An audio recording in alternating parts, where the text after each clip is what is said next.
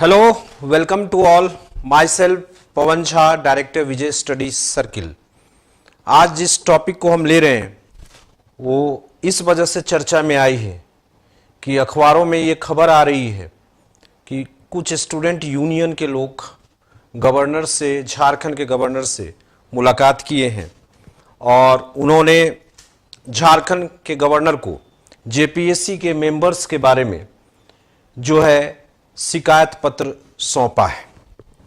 तो सवाल अब यहां पर यही आ रहा है कि गवर्नर को क्या अधिकार है कि वो जेपीएससी के मेंबर को हटा सकते हैं या कोई किसी तरह का और अधिकार गवर्नर को जेपीएससी के मेंबर्स और चेयरमैन के बारे में है। देखिए, यहां पर ध्यान रखिए कि दो शब्द आते हैं। एक शब्द आता है रिमूव।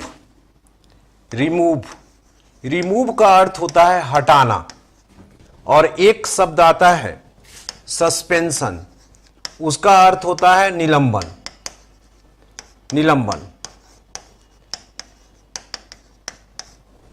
यहां है हटाना और निलंबन।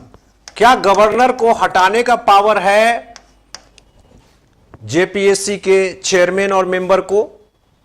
गवर्नर को जेपीएससी के चेयरमैन और मेंबर को हटाने का पावर नहीं है। पीसीएस के चेयरमैन और मेंबर को हटाने और यूपीएससी के मेंबर और चेयरमैन को हटाने के लिए आर्टिकल 317 में प्रावधान है। उसके अनुसार क्या है सो देखिए, केवल राष्ट्रपति को अधिकार है कि वो पब्लिक सर्विस कमीशन, चाहे स्टेट का हो या यूनियन पब्लिक सर्विस कमीशन जो संघ का है, उसके चेयरमैन और मेंबर को हटाने का अधिकार केवल राष्ट्रपति को भी है। और राष्ट्रपति भी डायरेक्ट नहीं हटा सकते। राष्ट्रपति इसके लिए सुप्रीम कोर्ट के ओपिनियन रेफरेंस देते हैं सुप्रीम कोर्ट को, और सुप्रीम कोर्ट रेफरेंस देती है वापस और सुझाव देती है, तब राष्ट्रपति हटाते हैं।